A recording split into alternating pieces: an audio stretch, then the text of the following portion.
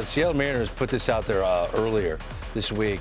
Big unit, bigger legacy. We're thrilled to announce we'll be retiring Randy Johnson's number 51. Now it's time for this day in history, presented by New York Life. On this day in 2009, San Francisco Giants left-hander Randy Johnson, in his mid-40s, picked up win number 300.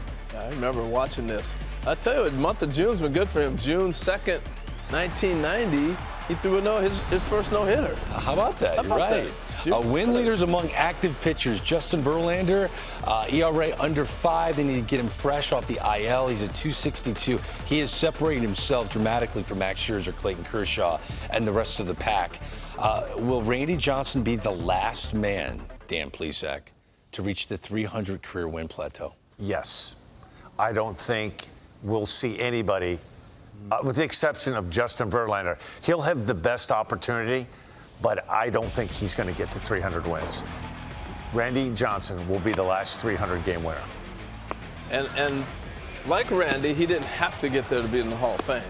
Verlander, Scherzer, those guys are in. Kershaw, they're in the Hall of Fame. But we're done with the 300-win pitcher. Them days are over. I can't believe that. I will say this. I was fortunate to play with Randy Johnson for 2 years in Arizona.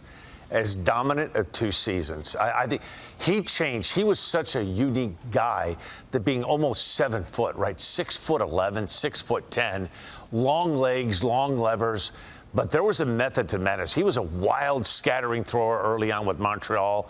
Then he had a meeting when he was with the Mariners with Nolan Ryan, talking about landing on the front of his foot and not spinning off. And he actually turned into a really good pitcher, not just a thrower at the end of his career, but he was the most feared lefty in my era that I played with. There were lefties that wanted no part of this guy. The reason that you guys are absolutely right, there won't be another one, is because it's all based on numbers, what's coming out of your hand. And no one's going to allow a Pedro Martinez to age and throw 92 miles an hour. They don't value that pitcher anymore. So